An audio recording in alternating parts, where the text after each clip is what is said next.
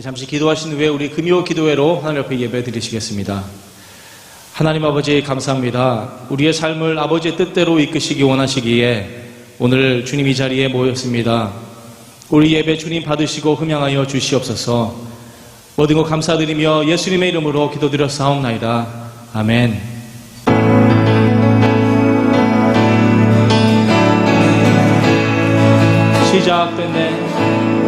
시작됐네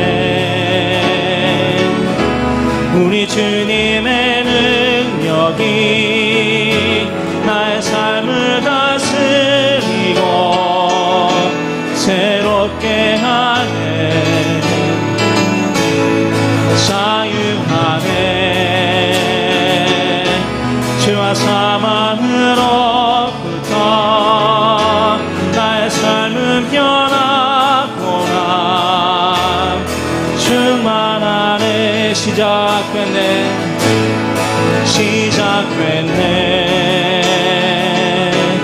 우리 주님의 능력이 나의 삶을 다스리고 새롭게 하네. 자유하네. 죄와 사망으로부터 나의 삶은 변하구나. 충만하네. 은혜로다. 주의 은혜 한량없는 주의 은혜 은혜로다. 주의 은혜 변함없는 신실하신 주의 은혜. 시작됐네 우리 주님의 능력이 나의 삶을 다스리고 새롭게 하네. 자유하네. 죄와 사망으로부터 나의 삶은 변하구나. 충만하네. 은혜로다. 주의 은혜 한량없는 주의 은혜 은혜로다. 주의 은혜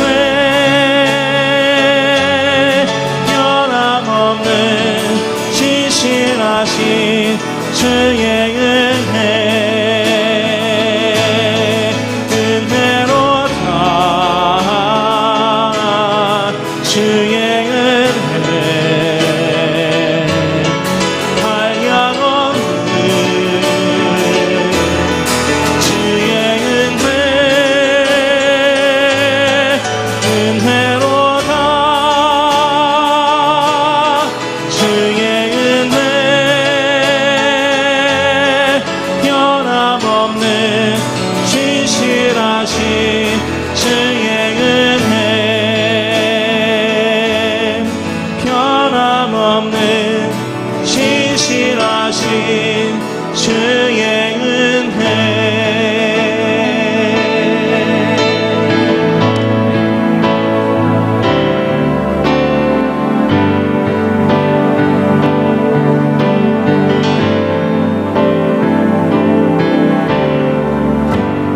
마음속에 어려움이 있을 때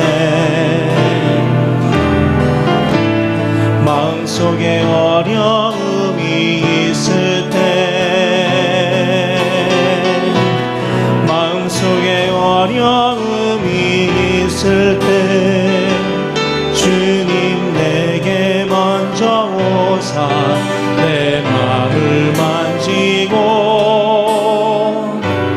주님 앞에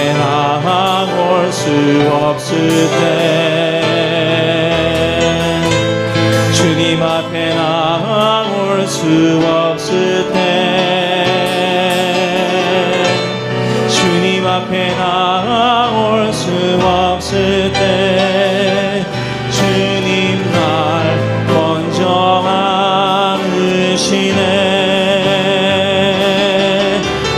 그럼에도 불구하고 날 사랑하시는 내 하나님의 사랑은 나의 모든 걸 덮고 그럼에도 불구하고 날 안아주시는 내 하나님을 부를 때 아버지라 부르죠.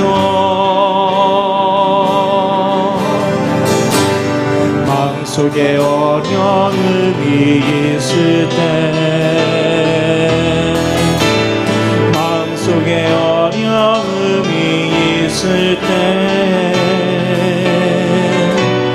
마음속에 어려움이 있을 때 주님 내게 먼저 오사 내 마음을 만지고 주님 앞에 나올 수 없을 때 주님 앞에 나올 수 없을 때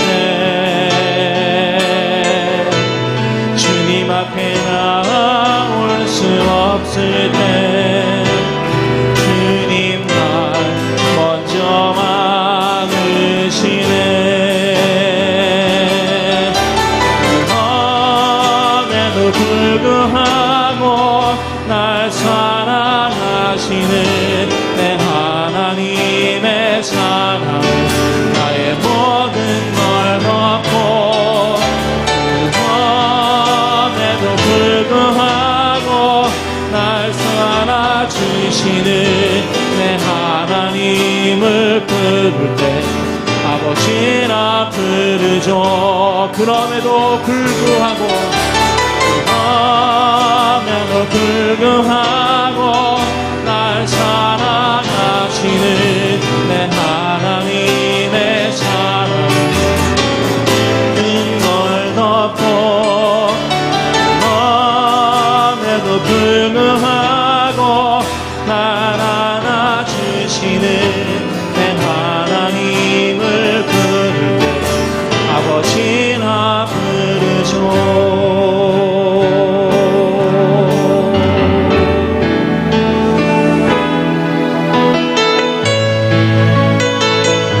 우리의 사는 이 모든 순간 우리 주의 힘을 깨달을 때에 항상 주님의 이름을 찬양하며 높여드립니다. 아멘. 주 나의 모습 보네 상한 나의 마음 보시네 주 나의 눈물 안에 홀로 눈물 담아 마시네. 주 사랑 내게 있네 주 사랑 내게 있네. 그 사랑이 날 채우네. 주는 내게 있네. 그 은혜로 날 채우네. 세상 소망 다 사라져가도 주의 사랑 끝이 없으니 살아가는 이 모든 순간이 주의 힘을 나는 믿네. 세상 소망 다 사라져가도 주의 사랑 끝이 없으니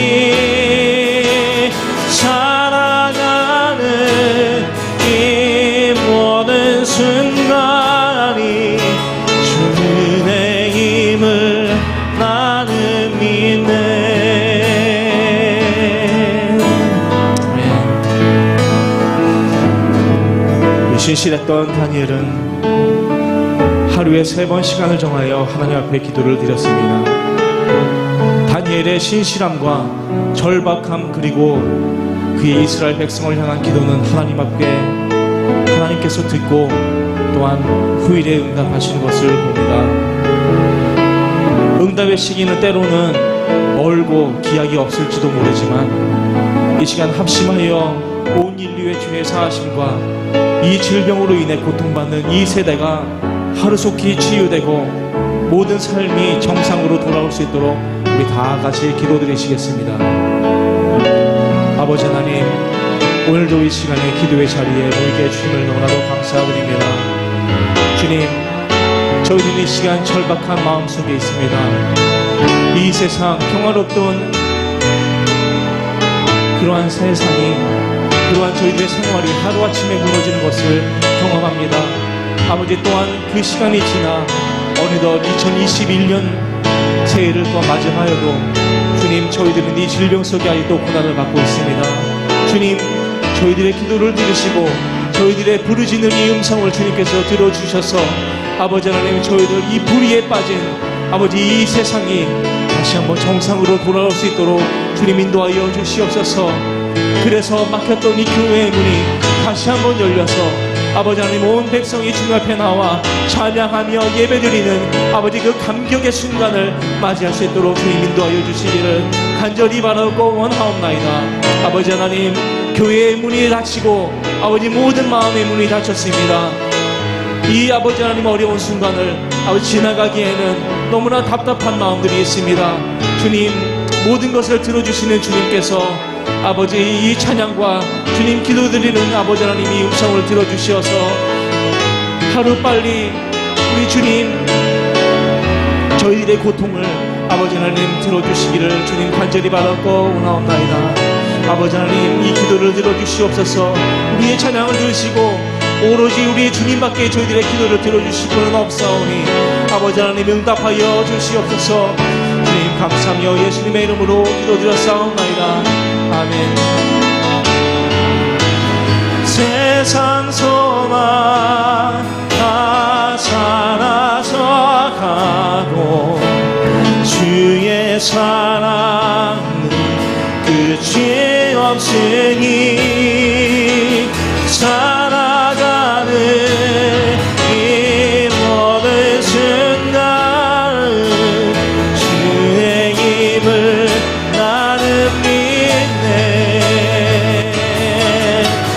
세상 소망 다 사라져 가고 주의 사랑은 끝이 없으니 살아가는 이 모든 순간이 주의 힘을 나는 믿네.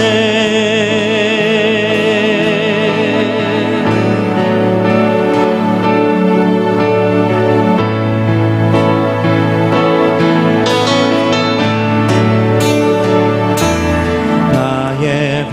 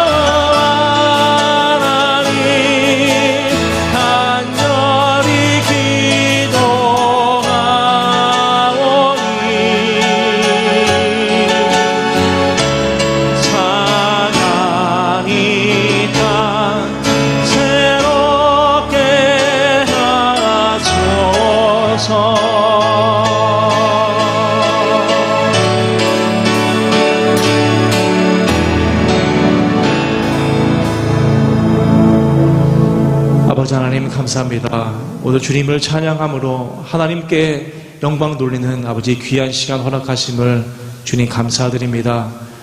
부디 저희들의 기도를 들으시고 이 땅 회복시켜 주시옵소서. 이 나라 주님 주의 것 되게 하여 주시옵소서. 모든 것 감사드리며 예수님의 이름으로 기도드렸사옵나이다. 아멘.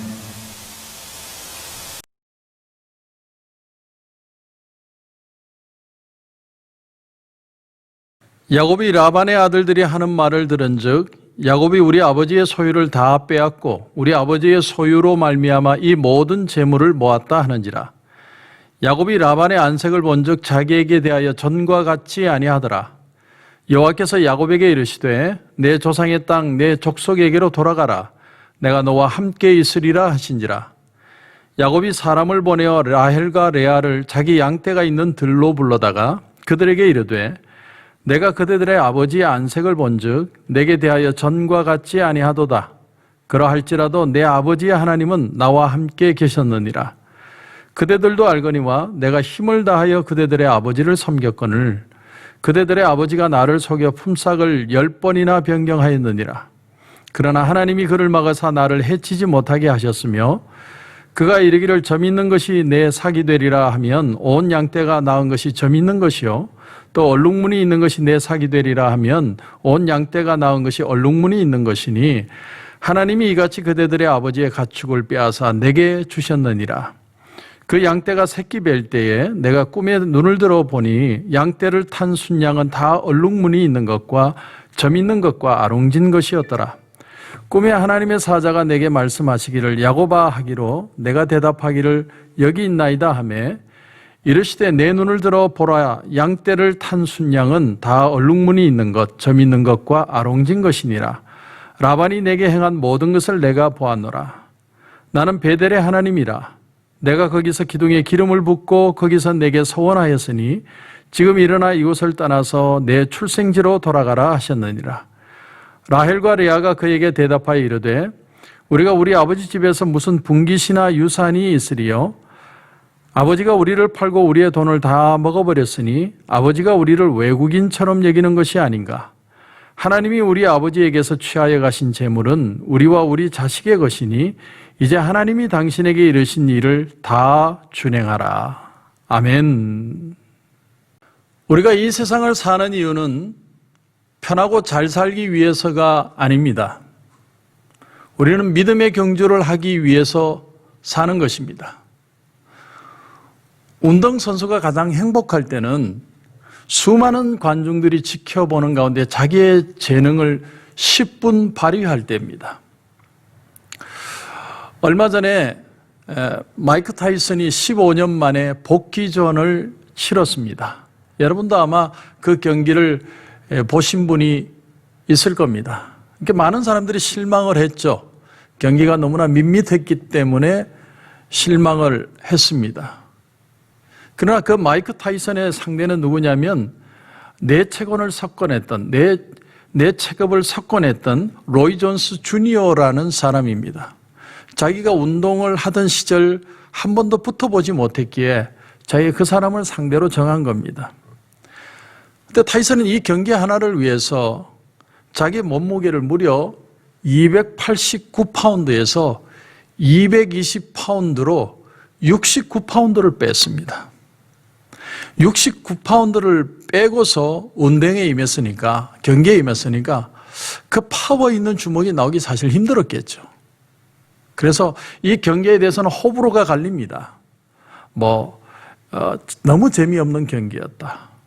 그러나 또 한편으로는 사람들이 어떻게 표현하냐면 너무나도 이 마이크 타이슨이 진지하게 운동에 임했다는 것입니다. 경기에 임했다는 것입니다. 로이 존스 주니어가 놀랄 정도입니다. 야, 우리는 퇴물이야. 우리는 은퇴했어. 왜 이렇게 진지하게 경기를 해? 그런 눈빛으로 경기를 하는 것 같은 느낌을 받았습니다. 그런데 마이크 타이슨이 1997년에 에반더 홀리필드의 길을 깨물던 그런 경망스러운 선수가 아니라 이 경기에서 마이크 타이슨은 정말 진지하게 경기를 펼쳤다는 거죠. 그 경기의 내용에 있어서 밋밋한 것, 파워 있는 펀치에 멋있는 경기에 대해서는 점수를 주지 못할지 몰라도 그 경기의 진지함에 대해서는 점수를 줄 수 있다고 저는 생각을 합니다. 우리 믿는 신앙인들의 삶은 마치 운동선수의 삶과 같습니다. 믿는 사람들은 하루하루 그냥 경기를 하는 게 아니라 그 하루하루를 그냥 사는 게 아니라 게임을 하고 경기를 하면서 살아가는 것입니다. 어떤 경기냐? 믿음 하나로 이 세상에서 승리하고 어려움을 극복해 나가는 그런 경기를 하는 삶을 사는 것입니다. 오늘 본문을 보면 이 야곱의 삶에, 잔잔한 호수와 같던 야곱의 삶에 엄청난 풍파가 일어납니다. 오늘 이 본문을 보면서 우리는 야곱의 삶을 정확하게 둘로 구분해 볼 수 있습니다.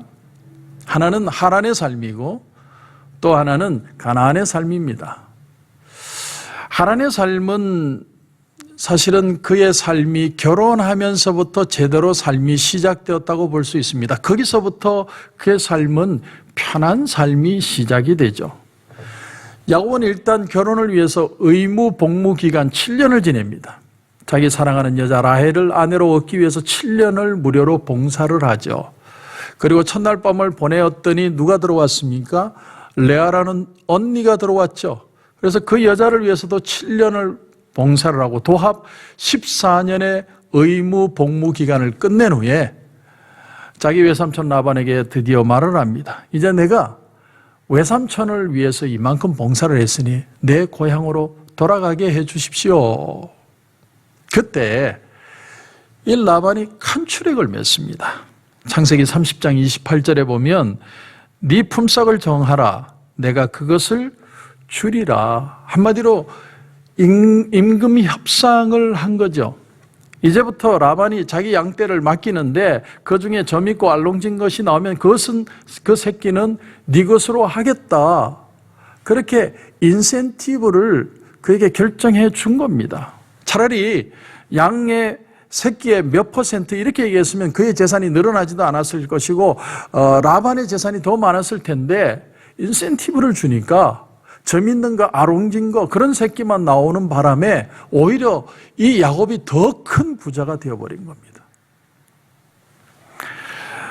그러니까 딜 자체는 타당했는데 결론적으로 야곱이 엄청난 부자가 된 것이죠. 그래서 문제가 발생합니다. 여러분 오늘 2절을 보시면 2절에 보니까 야곱이 라반의 안색을 본즉 자기에게 대하여 전과 같지 아니하더라. 이건 단순히 야곱과 라반의 관계가 서먹서먹해졌다 그 정도의 의미가 아니라 마치 적처럼 생각했다는 거예요. 원수가 되었다는 거예요. 여러분 돈 문제가 걸리면 부자지간에도 원수가 되는 걸 우리가 세상에 얼마나 많이 봅니까? 그 돈이라는 게 그런 거죠. 지금 라반이 야곱을 라반의 그 아들들과 함께 원수처럼 생각하고 있다는 거예요. 그런데 오늘 이 야곱의 모습을 통해서 이스라엘 백성들의 삶의 모형을 여기서 찾아볼 수 있습니다. 자, 이스라엘 백성들이 어떻게 형성이 됩니까? 야곱의 식구, 그 식구 70명이 애굽의 총리가 된 요셉 때문에 애굽으로 가게 되고 거기서 땅을 얻고 그리고 그곳에서 고센 땅에서 기름진 땅에서 정착을 하게 되고 풍성한 삶을 누리게 되죠. 그런데 이스라엘 백성들이 편안했던 그 애굽의 삶에서 거친 광야로 나오게 된 이유가 뭡니까? 바로 바로 때문입니다. 바로 애굽 왕이 태도가 돌변하죠. 출애굽기 1장에 보면 요셉을 모르는 한 왕이 일어나 그 왕이 이스라엘을 위협적으로 느꼈다라는 본문이 나와요. 그러면서부터 그들에게 태어나는 자식들마다 다 아들이면 죽여버리고 그리고 그들에게 무거운 노역을 시키고 벽돌을 만들게 해서 그들에게 고통을 주니까 그들이 이 모세를 따라 애굽을 떠나게 되죠. 그러니까 미운 틀이 밖에서 도저히 살 수 없는 그런 상황이 되니까 그들이 결국은 하나님을 따르게 되더라는 겁니다. 오늘 본문의 야곱도 마찬가지입니다. 만약에 라반과 그의 아들들이 끝까지 야곱을 우호적으로 그렇게 가족처럼 생각해주고 좋은 관계에 있었다면 야곱은 절대로 이 하란을 떠날 사람이 아닙니다. 하나님과 별 약속을 다 해도 그거 잊고 편안하게 살 사람입니다. 그런데 그에게 어려움이 찾아오고 적대적인 관계가 되니까 힘든 상황이 되니까 결국 내가 떠나야 되겠다. 야곱이 그 생각을 한 겁니다. 여러분, 이 세상에는 돈이 많아도 돈으로 해결되지 않는 일들이 참 많습니다. 그 중에 하나가 자식의 문제죠. 자식의 문제는 돈으로 해결이 안 됩니다. 또 하나가 뭐냐면 병이 드는 겁니다. 병원에서 못 고치는 병들이 너무 많습니다. 특별히 이번에 코로나 바이러스에 백신을 만들기 위해서 돈을 갖다가 들이부었죠. 그 정도로 돈을 많이 써서 백신을 만들어냈는데 백신을 만들어냈는데도 맞느냐 마느냐로 아주 또 혼란스럽습니다. 엊그젯밤에 제가 혼자서 밤길을 걸으면서 운동을 하면서 이재철 목사님의 설교를 들었습니다. 어느 교회 부흥회 하는 내용인데 그 설교 내용 가운데 이런 얘기를 하세요. 우리들의 밤이 건강해졌다, 이런 표현을 했어요. 밤이 건강해졌다. 그동안 코로나 사태가 일어나기 전에 밤이라는 건 뭡니까? 밤문화라는 건 즐기고 놀고 축제가 되고 그런 분위기였는데 코로나 팬데믹 상황으로 밤이 닫혀지니까 사람들이 가정 안에 있게 되고 가족 중심이 되고 밤이 건강해졌다, 이런 표현을 하시던데 저는 일면 많이 공감을 합니다.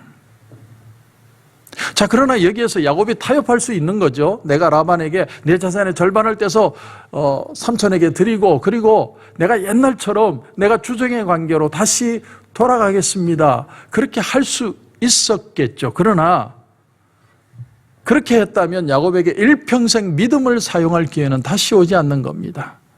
야곱은 지금 싫어서가 아니라 이제는 떠날 때가 되었다라는 걸 감지한 거예요. 느끼기 시작한 겁니다. 여기에 여러분 중요한 신앙적인 교훈이 우리에게 있습니다.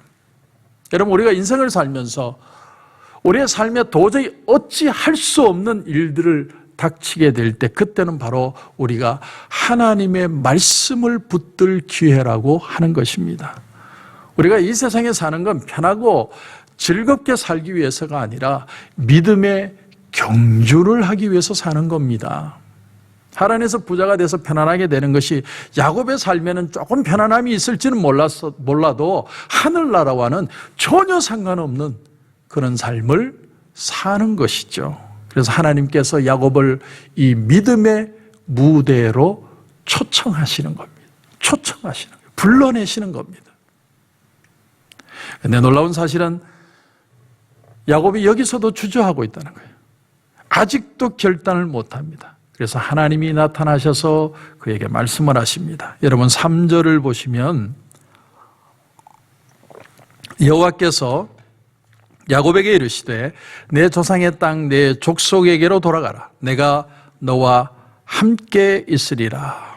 이건 단지 어떤 네 고향 땅, 네 부모가 있는 땅으로 돌아가라는 그런 정도의 뜻이 아니라 이제는 너무 오래 쉬었으니까 네가 믿음의 싸움을 다시 시작하라는 거예요. 다시 해라. 다시 출발해라. 다시 믿음을 너는 가지고 믿음의 삶을 경주하는 인생을 살아야만 한다. 그런 말입니다. 전쟁터의 참호에는 무신론자가 없다라는 말이 있죠. 당연하죠. 내일이면 내가 죽을지 모르는데 하나님을 찾지 않는 사람들이 어디 있겠습니까? 그런데 살기 편해지고 내가 누리기 시작하면 사람들은 하나님을 떠나갑니다. 그때는 하나님이 없는 줄 알아요. 그게 바로 인간입니다. 인간은 조금 편해지면 하나님 없이도 내가 잘 살 수 있을 것이라고 착각하는 거예요. 그래서 시편 32편에 보면 너희가 말이나 노새처럼 되지 마라. 내가 그들을 곧비로 끌지 않으면 내게 오지 않는다라는 표현이 시편 32편에 나옵니다. 그러니까 하나님도 우리에게 시련을 주시다가 이스라엘에게 전쟁을 주시는 이유는 뭐냐면 마치 곧비를 끄는 것 같다는 거예요. 억지로 정말 힘들게 그 곧비를 잡아당기지 않으면 하나님께 오지 않을 자인 것처럼 행동을 한다는 겁니다. 그래서 하나님이 뭐라고 그러세요? 야곱에게 나타나셔서 내가 너와 함께 하리라. 다시 말하면 이 믿음의 경주를 너와 같이 같이 달려갈 것이다. 여러분 잘 들으십시오. 신앙은 하나님과 함께 출발하는 모험입니다. 모험. 하나님과 함께하는 모험. 이것이 신앙의 진수입니다. 여러분 그 운동 용어 중에 초과 효과라는 단어가 있습니다. 초과 효과. 초과 효과라는 게 뭐냐면 예를 들면 어떤 청년이 농구하는 걸 봤어요. 누가 막 덩크슛을 하는 걸 봤어요. 그래서 나도 호기심이 생겨서 나도 덩크슛을 연습을 하다가 그만 착지하다가 한쪽 다리가 부러져 버렸습니다. 다리가 부러졌어요. 깁스를 했죠. 그리고 목발을 짚고 다닙니다. 그러니까 이제는 두 발에 힘을 다 줄 수 있는 상태에서 한쪽을 깁스를 하니까 힘을 줄 수 없어서 한쪽 다리에 2배의 힘을 주는 고통을 당합니다. 그 몇 개월간 너무 고통스러운 거예요. 내가 이 부러지지 않은 다리에 2배의 힘을 주지 않으면 내가 걸어갈 수가 없는 겁니다. 근데 나중에 깁스를 풀었습니다. 풀고 나서 그러고 나서도 그 청년이 꿈을 포기하지 않고 덩크슛을 한다고 펄쩍 뛰었는데 너무 쉽게 덩크슛이 되는 거예요. 덩크슛을 그냥 해버리는 거예요. 왜 그런 일이 발생하냐면 내가 한쪽 다리를 쓰지 못해서 다른 쪽 다리에 2배의 힘을 주고 다니다 보니까 몇 개월 사이에 그게 근육이 생겨가지고 그 힘으로 수월하게 덩크슛을 하게 된 것입니다. 그걸 가리켜서 초과 효과라고 합니다. 초과 효과. 그러니까 다쳤는데 그 다친 기간 동안은 고통스럽고 힘들지만 예기치 못한 힘이 내 속에 생기게 된 것이죠. 여러분 고난의 이면을 들여다보면 꼭 고난이 눈물 짓고 한숨 지고 고통스럽고 그런 일만 있는 것이 아닙니다. 불후의 명작들, 철로 역정, 또 바울의 서신들 이런 걸 보면 그 고난이 고난만이 아니라 그 고난 때문에 엄청난 보물 같은 책들이 나온 것을 우리가 볼 수 있습니다. 여러분 바울의 그 보석 같은 복음이 어디서 나옵니까? 바로 옥중에서 나오죠. 옥중서신. 하나님이 바울에게 너 오늘 책 좀 써라. 그리고는 바울을 죄송하지만 감옥에 들어가게 하십니다. 왜냐하면 바쁘면 책 쓸 시간이 어디 있습니까? 복음 전하기도 바쁜데. 감옥에서 할 일이 없으니까 책을 적는 거예요. 그게 바로 옥중서신입니다. 근데 그 옥중서신이 우리에게는 주옥 같은 하나님의 말씀으로 우리에게 남게 된 것이죠. 그걸 가리켜서 초과 효과라고 합니다. 초과 효과. 여러분 돌아보면 고난이 꼭 고난만은 아닙니다. 고난이 꼭 우리에게 불행만은 아닙니다. 그 고난을 통해서 우리는 많은 것을 깨닫고 건강해진 것이 있습니다. 아팠기 때문에 가슴 아리했기 때문에 슬펐기 때문에 내가 하나님 앞에 기도할 수 있었고 하나님께 매달릴 수 있었고 하나님만 바라볼 수 있었고 그래서 영적으로는 오히려 더 부유하고 건강하고 풍성한 삶을 누릴 수 있게 되었다는 사실입니다. 이것이 바로 신앙의 초과 효과입니다. 초과 효과. 그리스도인의 정체성과 사명감이 어디서 나타나느냐? 그것은 바로 하나님이 그를 택하셨다는 믿음에서 나옵니다. 믿음에서 오는 겁니다. 하나님이 나를 뽑으셨다. 하나님이 나를 정하셨다. 하나님이 나를 불러주셨다. 하나님이 나를 사용하신다. 거기에서 우리의 신앙인의 사명감이든 정체성이든 다 나오게 되는 것입니다. 이건 정말 대단한 일이죠. 그런데 왜 많은 크리스찬들이 이 사실을 실감하지 못하고 사느냐? 그것은 스스로를 멸시하기 때문에 그렇습니다. 내 모습을 굉장히 초라하게 생각하는 거예요. 여러분, 겸손한 거와 멸시하는 건 다릅니다. 나를 왕같은 제사장으로 하나님이 나를 거룩한 나라 하나님의 소유된 백성으로 사람 낚는 업으로 불러주셨다는 그 귀한 은혜, 그런 정체감을 사람들이 실감하지 못하는 겁니다. 그래서 사람들이 자기를 경멸해요. 경멸합니다. 내가 뭘, 나는 아무것도 못해. 내가 어떻게 하나님의 일을 해. 자꾸 자기를 작게 보는 겁니다. 자기 자신을 멸시하는 건 자기 자신을 멸시하는 한 강건한 믿음을 갖는 건 절대로 불가능합니다. 여러분 베드로가 뭐라고 얘기합니까? 성전 미문에 앉아있는 안전병에게 내가 은과 금은 없거니와 내게 있는 것으로 내게 주노니, 내게 은과 금은 없지만 내게 있는 예수 그리스도의 그 은혜로 너를 일으킨다는 것이죠. 그런데 우리는 어떻게 생각하냐면 내게 은과 금은 없거니와 다른 것도 없다 이렇게 표현하래요. 은과 금만 없는 게 아니라 모든 게 없다. 여러분 그거 불신입니다. 불신. 내게 은과 금은 없지만 내게 있는 하나님의 은혜가 있기 때문에 나는 다시 일어날 수 있고 갈 수 있다는 믿음의 결단이 필요한 겁니다. 마치 뭐와 같았냐면 부자 아버지를 둔 자식이 남의 집에 가서 빌어먹고 사는 거하고 똑같은 겁니다. 제가 고등학교 다닐 때 제 친구 중에 하나가 아주 밥 먹듯이 가출하는 친구가 있었습니다. 근데 그 집이 부자래요. 부자인데 맨날 가출하는 거예요. 가출해서 하는 말이 뭐냐면, 우리 집에도 며칠씩 묵고 그랬는데 그 친구가 하는 말이 뭐냐면, 아빠 엄마의 부자가 싫대요. 그렇게 사는 게 싫대요. 그게 싫으면 지 혼자 고생하며 살지 왜 남의 집에 와서 고생을 시킵니까? 내가 부모가 부자인 것을 거부하면 이 세상을 빌어먹고 다니는 사람의 그런 초라한 일색을 우리가 볼 때가 있다라는 겁니다. 너희 아버지가 그렇게 보잘것없는 존재냐는 거예요. 우리 하나님 아버지가 그렇게 보잘것없는 분이냐는 거예요. 우리 하나님이 부르시고 저와 여러분을 세우시고 여러분에게 은혜를 주셨는데 그 하나님의 은혜가 그렇게 보잘것없고 가치 없는 것이냐는 거예요. 하나님이 고난을 통해서 우리에게 질문하시는 거예요. 천지를 창조하시고 오늘 우리에게 귀한 은혜를 주시는 하나님을 믿는다면, 그 하나님이 내 든든한 뒷배경이 된다는 걸 믿는다면 우린 사람들 앞에서, 군왕들 앞에서 꿀릴 것이 없고 담대하고 당당할 수 있다라는 사실입니다. 그 담대함이 어디서 오는 겁니까? 바로 믿음에서 오는 거예요. 믿음. 하나님이 나와 함께 하신다는 믿음. 그러니까 역으로 얘기하면 담대함이 없다는 말은 내가 믿음이 없다는 것과 똑같습니다. 믿음의 무늬만 있지 사실은 믿음이 없으니까 담대하지 못한 거예요. 자꾸 겁을 내고 걱정하는 겁니다. 여러분, 우리가 잘 아는 다니엘의 세 친구 사드락과 메삭과 아벳느고, 풀무불 앞에서 너 이 신상에 절하면 내가 살려줄 것이고 아니면 풀무불에 던진다. 그때 이 다니엘의 세 친구의 고백이 뭡니까?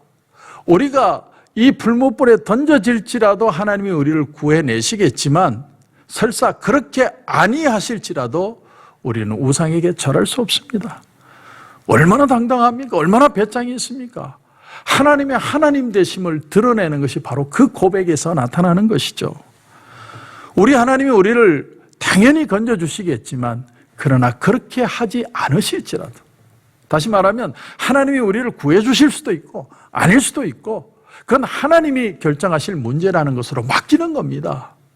그러나 하나님이 우리를 결정하지 우리를 도와주시지 않을지라도 나는 내 신앙을 거부하지 않겠다는 그 당당함, 하나님이 나와 함께 하심을 단지 눈에 드러나는 것으로 내가 치부하지 않겠다는 그 당당함, 그 하나님의 은혜 안에 부유함을 붙들고 있는 다니엘의 세 친구, 하나님은 그 믿음을 보시고 그들을 그 속에서 건져내시죠.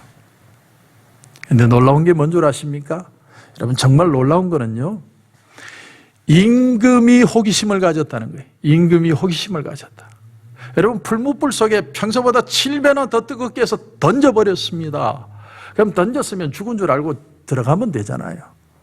그런데 던져놓고 그 안을 들여다봐요. 죽었는지 살았는지. 왜 들여다봤다고 생각합니까? 아니, 당연히 뜨거운 불이면 죽는 거 맞는 건데 뭘 들여다볼 필요가 있습니까? 타는 거 보려고 봤습니까? 그러나 그 속에 샘만 있는 게 아니라 또 다른 한 사람 같은 존재가 있는 걸 보는 것을 통해서 그들이 한 말이, 믿음의 말이 실제로 이루어지는지 안 이루어지는지 보려고 호기심을 가지고 들여다봤다는 거예요. 사랑하는 성도 여러분, 여러분에게 도전합니다. 우리가 정말 믿음으로 결단하면요, 사람들이 긍정적이지는 않을지라도 우리를 호기심을 가지고 들여다본다는 거예요. 한 집안의 가정이 믿음을 가지고 든든하게 서면 그 가족들이 호기심을 가지고 아버지를 따른다는 거예요. 이게 얼마나 중요한지 모릅니다. 여러분, 우리 코로나 감사하는 교회가 여기 있는데 이 교회가 코로나 사태로 있을지 없어질지 더 부흥할지 사라질지 사람들은 호기심을 가지고 쳐다보고 있습니다. 왠 줄 아세요? 목사가 자꾸 믿음 가져라. 우리는 된다. 회복된다. 하나님이 회복하실다. 더 풍성하게 채워주실 것이다. 자꾸 그러니까 긍정적이든 부정적이든 저 교회 진짜 망하는지 안 망하는지 사람들은 관심이 있다니까요. 관심을 가지고 보는 겁니다. 정말 회복되는지 지켜보고 있다는 거예요. 그 믿음의 말대로 이루어지는지를 반드시 보려고 하는 호기심을 가지고 있다는 거예요. 여러분, 사람들 관심 많습니다. 정말 그 믿음대로 되어지는지 하나님이 살아계신지 보고 싶어하는 그런 관심들이 사람들 속에 있는 거예요. 왜냐하면 이 세상에 진리가 없기 때문에, 붙들 수 있는 진리가 없기 때문에 하나님에 대해서 사람들이 관심이 많은 겁니다. 존 버년이 철로 역정을 적었을 때 그 철로 역정 안에 주인공을 보면 그 주인공이 책 서두에 조그만 책자를 보죠. 그러니까 그 책자를 보는데 그 책 안에 내용이 뭐냐면 이 도성이 이제는 죄의 도성이기 때문에 여기를 빨리 떠나라. 주인공이 그 내용을 읽고 하루 동안 울다가 웃다가 계속 그걸 가지고 고민을 하다가 드디어 결단을 하고 짐을 싸고 집을 떠납니다. 아이와 부인을 두고서 그냥 떠나버려요. 그 책의 내용입니다. 근데 나중에 하나님의 도성에 이르러 봤더니 거기에 뭐가 나옵니까? 자기 아내와 자식들도 거기에 와 있더라. 그게 철로 역정의 내용이죠.